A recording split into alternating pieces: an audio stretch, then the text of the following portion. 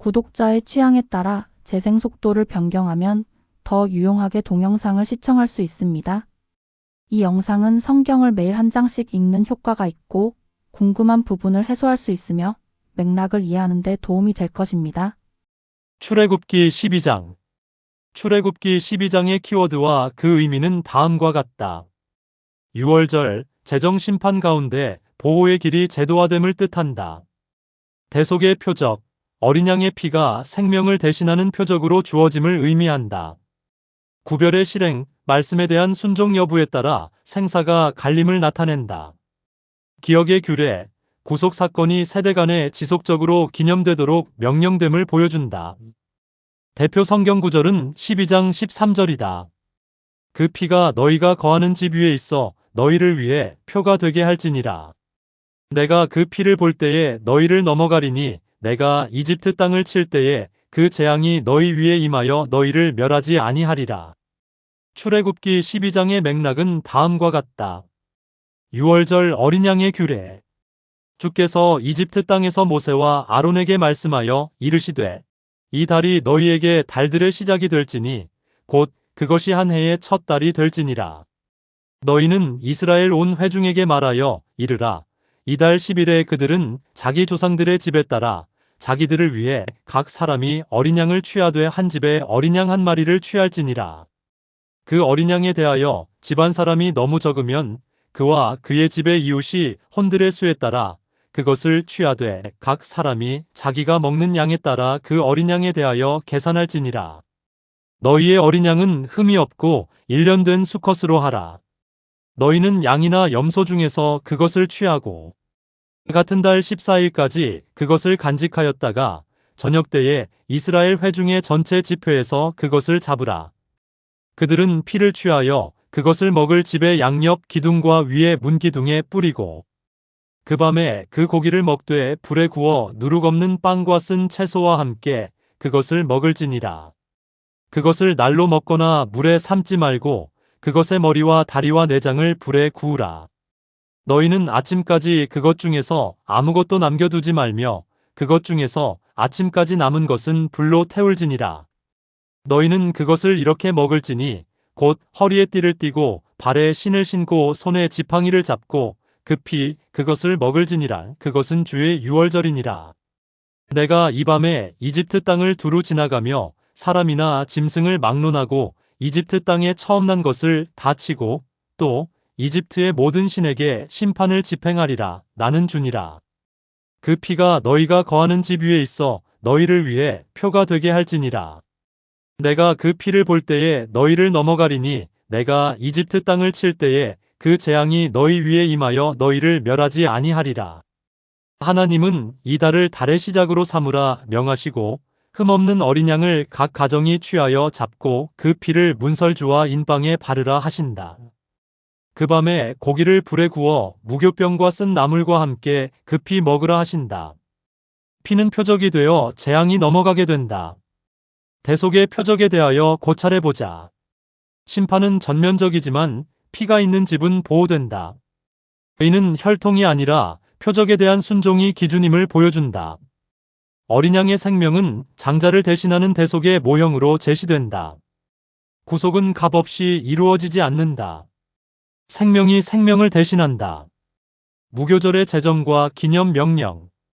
이날은 너희에게 기념일이 될지니 너희가 이날을 너희 대대로 주를 위한 명절로 지키고 규례에 따라 그것을 영원토록 명절로 지킬지니라.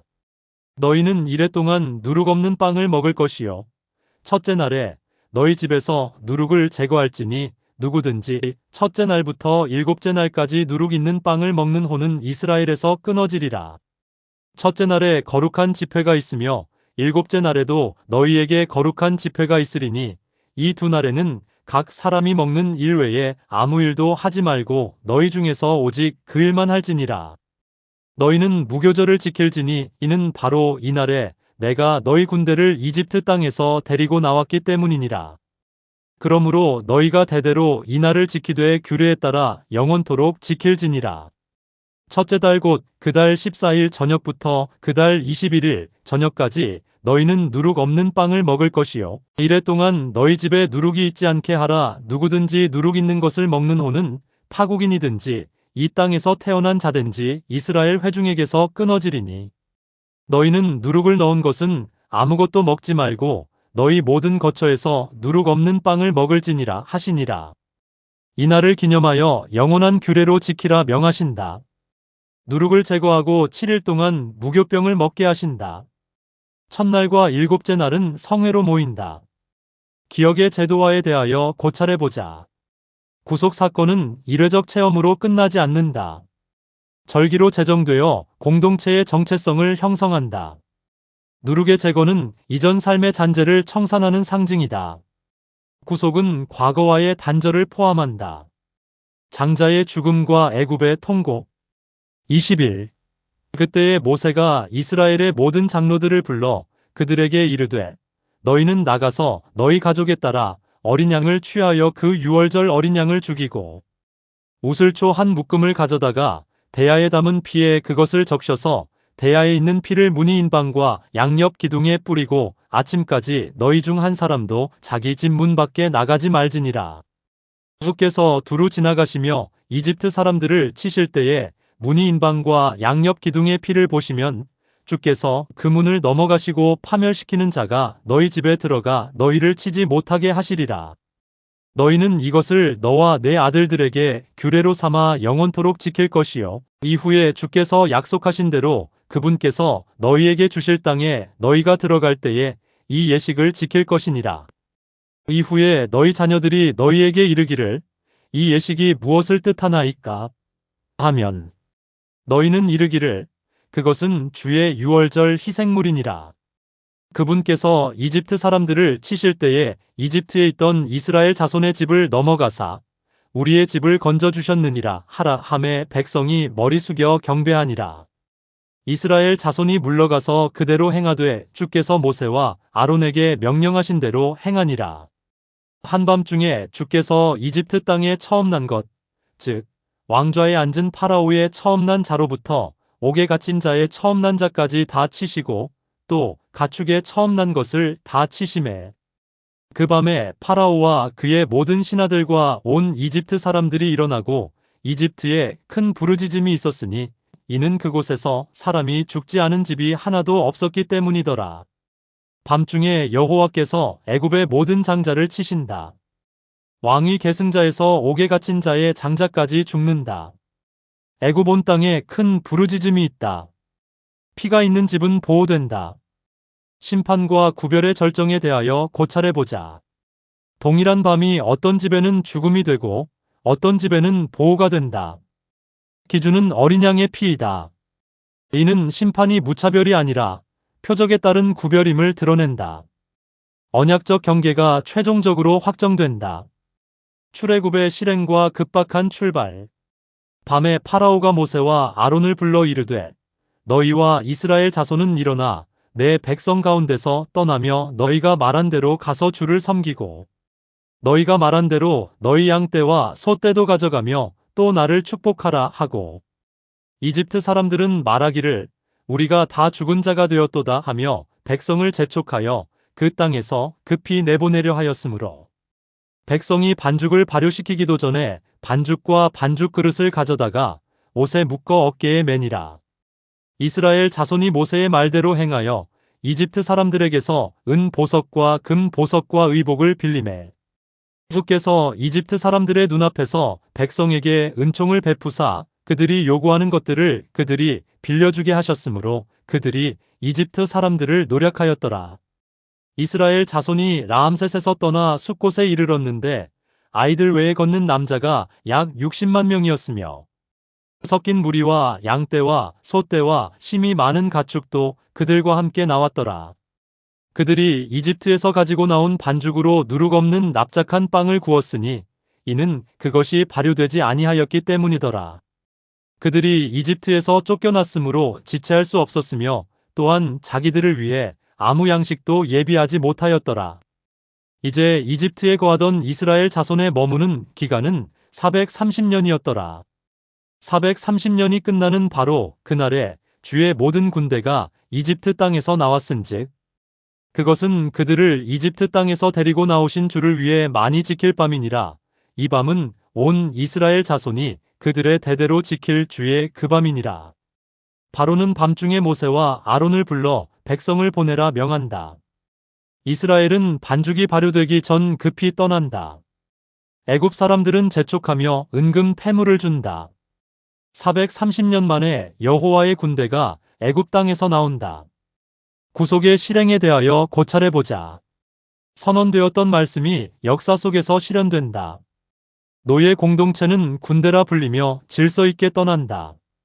구속은 단순 탈출이 아니라 하나님의 주권적 인도 아래 이루어진 사건이다.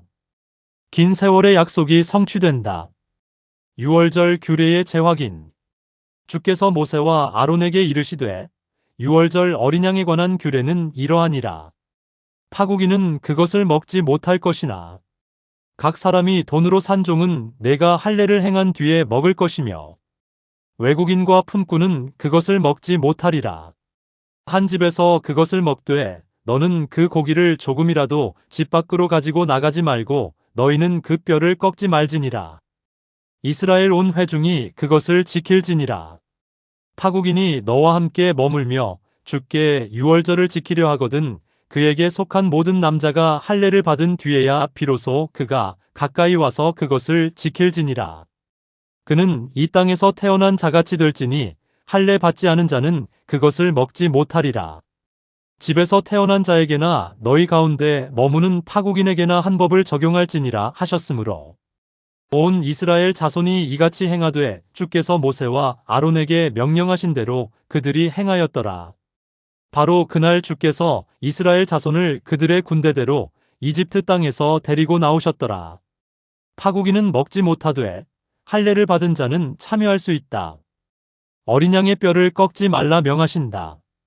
이날에 여호와께서 이스라엘 자손을 그 군대대로 인도하여 내셨다.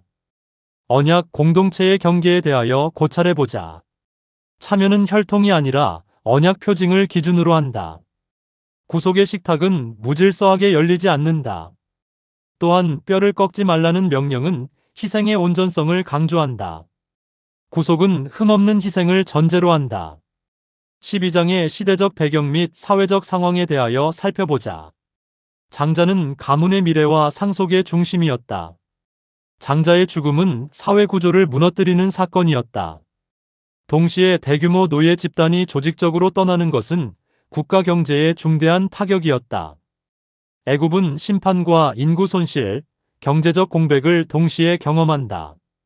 반면 이스라엘은 오랜 종살이에서 해방되어 집단적 정체성을 갖춘 공동체로 전환된다.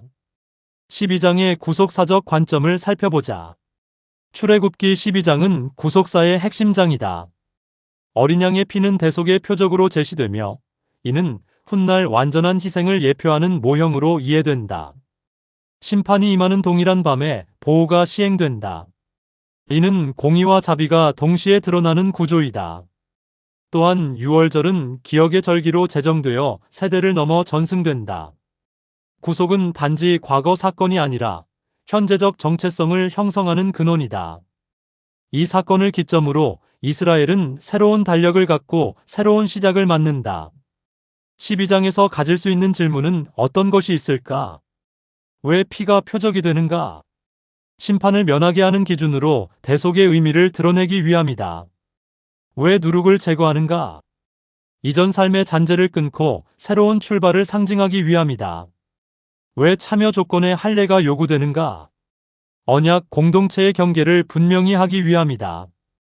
왜 어린 양의 뼈를 꺾지 말라 하셨는가? 희생의 온전성을 강조하며 구속의 완전성을 상징하기 위함이다. 12장에서 느낄 수 있는 영적 메시지는 무엇일까? 구속은 대속을 전제로 한다. 생명의 보호는 희생의 표적 위에 세워진다. 심판과 보호는 동일한 시간에 이루어진다. 표적에 대한 반응이 결과를 가른다. 구속은 기억되어야 한다. 절기와 규례는 공동체의 정체성을 유지하는 수단이다. 하나님의 약속은 지연될 수 있으나 폐기되지 않는다. 정한 때에 반드시 성취된다. 출애굽기 12장은 유월절의 제정과 장자의 죽음, 출애굽의 실행을 통해 대속의 표적과 언약 공동체의 탄생을 분명히 증언하는 구속사의 중심장이다.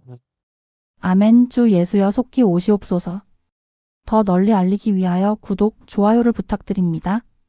감사합니다.